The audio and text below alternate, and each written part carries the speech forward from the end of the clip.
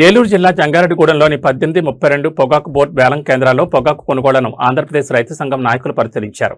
అనంతరం గిట్టుబాటు ధర కల్పించాలని డిమాండ్ చేస్తూ వేలం కేంద్రాల ఎదుట ఆందోళన చేపట్టారు.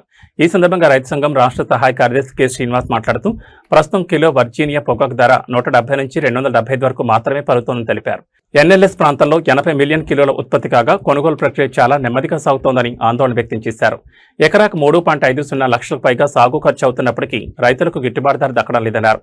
కొనుగోలు సంస్థలు సిండికేట్ గా మారి రైతులను నష్టపరుస్తున్నాయని ఆరోపించిన ఆయన కేంద్ర రాష్ట్ర ప్రభుత్వాలు జోక్యం చేసుకుని కిలోకు 310 రూపాయల గిట్టుబాటు ధర అమలు చేయాలని, ధరల స్థిరీకరణ నిధిని వర్తింపచేయడంతో పాటు పొగాకు బోర్డు ద్వారా కొనుగోళ్లకు 1000 కోట్లు కేటాయించాలని డిమాండ్ చేశారు. పెట్టిన పెట్టుబడి ఉన్నది. మరి ఈ నేపథ్యంలో కనీసం పెట్టిన పెట్టుబడి అయినా సరే రైతుకు వచ్చే పరిస్థితి కనిపించట్లేదు. ఈ రకంగా పొగాకు కొనుగోళ్లు నెమ్మదిగా కొనసాగితే అంటే ఇప్పటికీ 25-30 మిలియన్ల కిలోల పొగాకు కొనుగోలు చేయాల్సి వస్తే 10 మిలియన్ల పొగాకు మాత్రమే కొనుగోలు జరిగిన పరిస్థితి కనబడతా ఉంది. దీనివల్ల పొగాకు కొనుగోలు చాలా ఆలస్యంగా జరుగుతూ ఉంది. ఒకవైపు మళ్ళీ పంట వేసుకునే దశ వచ్చింది. మరి రైతు మళ్ళీ పెట్టుబడి పెట్టాల్సిన అవసరం కూడా ఉన్నది. మరి ఉన్న పొగాకు అమ్ముడుపోక రైతు ఇబ్బంది పడుతున్న పరిస్థితుల్లో మళ్ళీ పంట వేయాలో మానాలో అర్థం కాక పొగాకు రైతు దిక్కుదోహ స్థితిలో అలడిపోతా ఉన్నారు. మరి ఇట్లాంటి పరిస్థితుల్లో పొగాకు కొనుగోళ్లు వేగవంతం చేయాల్సిన అవసరం ఉంది. రెండోది యావరేజ్ ప్రైస్ కంటే తక్కువ ప్రైస్ వస్తా ఉంది. దీనివల్ల రైతు నష్టపోతా ఉన్నాడు. కాబట్టి ధరల స్థిరీకరణ కోసం ప్రభుత్వం గొప్పగా చెప్తా ఉంది.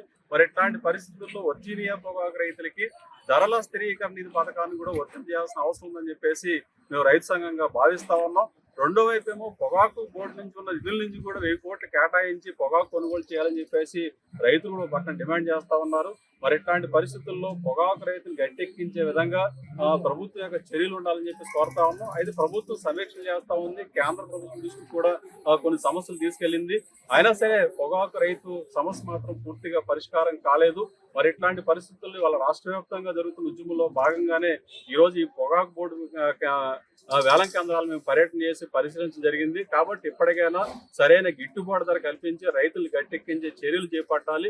లేని పక్షంలో భవిష్యత్ కార్యాచరణ కూడా ఉంటుందని చెప్పేసి మేము తెలియజేస్తా ఉన్నాం. దీనికి ఇక్కడ పొగాకు బోర్డు వేలం కేంద్రాలు కేంద్రంగా ఉన్న రైతు సంఘాలతో పాటు ఆంధ్రప్రదేశ్ రైతు సంఘం, ఇతర రైతు సంఘాలు కూడా మేము సమీకరించి దీని మీద ఆందోళన పోరాట కార్యక్రమాలు చేస్తామని చెప్పి సందర్భంగా మేము తెలియజేస్తా ఉన్నాం.